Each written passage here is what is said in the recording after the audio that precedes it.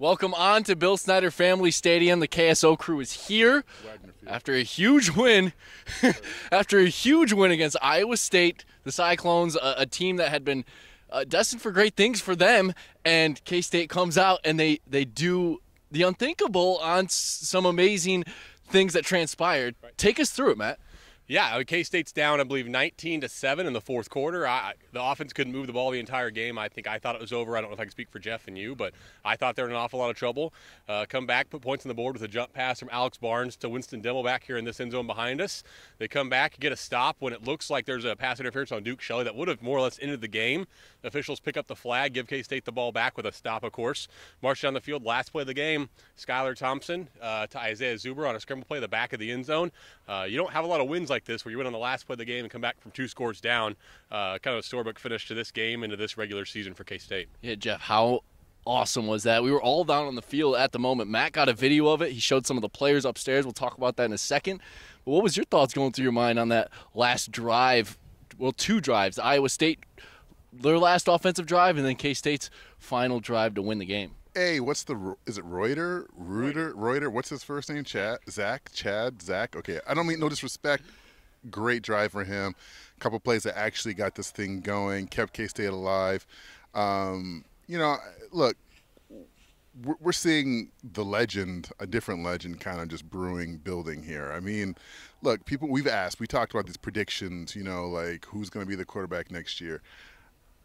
You can't watch Skylar and recognize that this guy is special, doing the stuff that he's done in the last 3 weeks. It's a team effort, but you need a guy, as Bill Snyder said, who has just the right amount of confidence at the position. And Bill's wrong. He's got so much more confidence at the position, but he's the type of guy that these guys believe in, and look at the results. That's the thing. You can talk it, but if you can't walk it, then what's the point? But he talks and walks. Yeah, and you see now Skylar Thompson has 2 amazing games where he comes out and wins the game. This one, final play of the game. He said in the press conference he's never been able to do that before, throw a ball with 0 seconds on the clock and have that be a game winner. How cool was that when Skylar, you showed him the video, and what was his reaction? I think an amazing moment. He hadn't seen it yet, so it was cool for him to get to watch it and see it, and because you don't get to do that very often, and it's selfishly cool for us to get to be the one who shows it to him and talk about it with him. But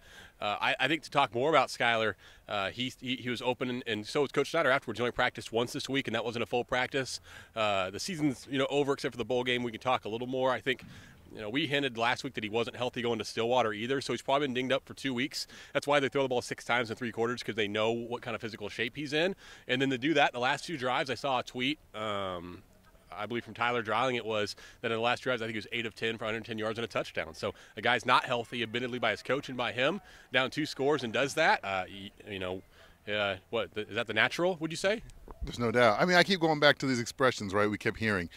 He's a gamer. He's built for this. As he said tonight, I'm not scared. Look, K-State fans, again, I say this all the time, but it's like it's weird because I'm saying it, but I'm actually telling you, I'm not telling you how you should feel, but I'm actually telling you how you should feel.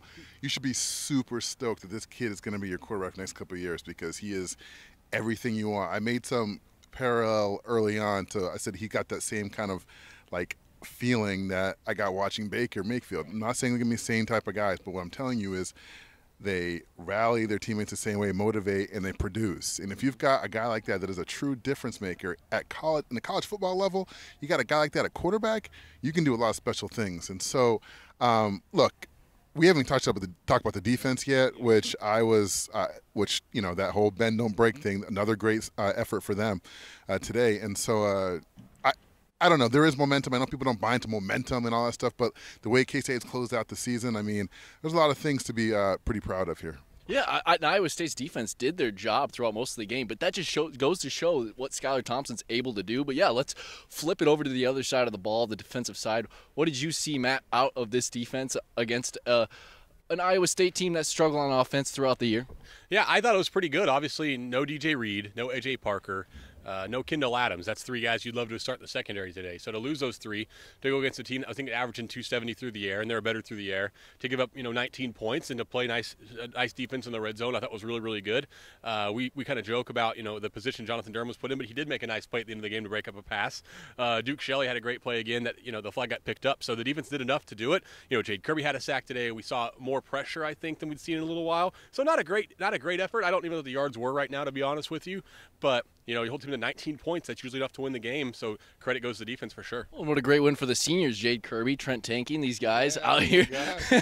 And they played really well, and you got to give it up to them, Jeff. I got some cool stuff in tomorrow's post game from Trent, actually kind of taking shots at us in the media, just saying it kind of fueled some of what's been happening as of late, which is cool. I love it.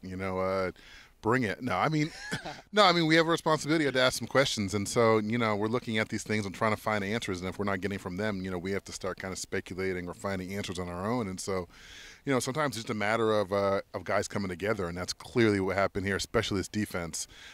Save for the second half of that fourth quarter in Stillwater, the defense has been pretty good for 3 straight games. So, if this was a defense that you were going to have all year that you thought it could be. I don't want to play woulda, coulda, shoulda, all these things, and you're good about this, Matt, about like pointing out plays here and there that could have flipped and the season would look differently. But I think the big takeaway for me is that this defense, playing the way it is right now, is capable of. You could have really competed for. I mean, you saw you played Oklahoma, and the defense wasn't playing like this then. So I think you probably would have been competing for. I don't want to say something crazy, but. I mean, maybe the conference crown if you had this defense in place. Yeah, look at the last 4 games of the season. They've played 4 of the better teams in the Big 12. Iowa State, Oklahoma State, West Virginia, now Texas Tech. Went to Texas and they finished with a winning record going to a bowl. That's 4 good teams. 2 of the games on the road, they go 3-1. The one loss was by 6 points to West Virginia. So if you break the season down into quadrants, of course, the first one, with Vanderbilt, of course, middle one not so good, but the last 4 games, this team's probably been about as good as you would have hoped they were coming into the season, and that's with a freshman quarterback. And that's what I would say. I would argue that, I just talking to Trent as well, he was saying that Jesse Ertz was by far the most respected human being, in the locker room. He said it's not even close. And so think about where you thought you were going to go with this program, this team, and you lost that. You lost a guy that everybody looked to as almost like your compass, a guy who's kind of going to direct you and calm things down and make sure everything is all right. You lose that, and now you have some uncertainty, and it's human nature. You're going to sit there, and I'm not making excuses for this team, not at all. They still got to go out and play these games. But just imagine if the guy that you relied on at work, your supervisor, whatever, was suddenly out, and you've got, Bob, the other dude in the, cubicle next to you, suddenly taking over. You don't have a whole lot of confidence in him. Now, Bob might turn into be a great manager, but at the moment, you don't know what Bob can do. So it's a clunky, analogy or whatever I'm trying to do there, but the point is they're rudderless, essentially. And that's the most important position. You don't want to be rudderless at quarterback. And so I think they've righted it, and now, as we've pointed out several times, I think it's a position of strength. And I think things are just pointing up for K-State. I really do. Yeah, K-State now finishes tied for 4th, right, in the Big 12. That's huge. I mean, yeah, that's just crazy to think about, tied with teams like West Virginia, who they had a tough loss to, and who else do we have? I think it's everyone but. Yeah, it seems like everyone. And it is interesting, too, how 2 bad losses, TCU and West Virginia at home, those were 2 losses where the starting quarterback, that was the first start for those respective guys. So I think you're able to look up from this game and from this season a little more positive than we thought a few weeks back. Yeah, and I think looking forward, we talked afterwards to a rep from the Liberty Bowl, a game that K-State played in 2 years ago. Not a lot of reporting to do from this, but we did mention the idea to him about, you could have K-State, Missouri down there in Memphis in an old Big 8, Big 12 matchup, and he smiled, and I think that's a game people would be excited about. I think, a month ago it was hard to fathom being really excited about a bowl game, and no, this isn't, a playoff game or an old BCS game, but if you have a chance to go into a bowl game and finish 8-5 and play a team like Missouri or an SEC team, I think K-State fans would be excited.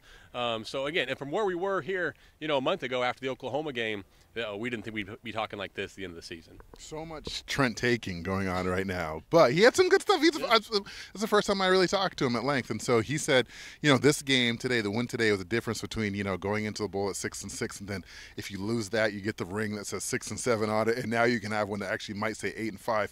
And he was like, that actually makes a huge difference. And I'm like, that's a really cool thing. It's a real honest comment from from one of these guys talking about it, and he's a senior, of course, and so Skylar talked about wanting to send those guys off, and Trent in particular, with a win. And I mean, look, we talk. There's all sorts of storylines, but as far as like a storybook ending, if you wanted to say that, if you want to put a bow on it, if this was Bill's last regular season game, and no one is saying it is, no one's saying it isn't, we're not saying anything. I'm just saying, in terms of improbable endings, like, they had no business winning this game. Let's just be clear about that. And I'm not the only one saying it. There's plenty of those players saying that as well. But they did. And that just plays into the whole, a special guy under center. Well, I guess taking a snap. They don't really go under center that much. Special guy at quarterback. And I can't say it enough. I mean, the natural. I mean, he's going to be fun to watch. So now, yeah, K-State sits at 7-5. We'll see where they end up. They pretty much clinched a bowl. Whether Coach Snyder respectfully says that they still need a bid, they pretty much have it in the bag. We'll see who they have. But don't miss more KSO coverage. We're going to be at the Yard Bar tonight, so don't miss that for a post-game podcast. You almost said party. It's going to be. It might be a KSO party. So yeah, a little light, a little loose. That's right. We're going to be at Aggieville. KSO is going to be there, so you be out there too. Thank you so much. Huge win for the Wildcats. We'll see you next time.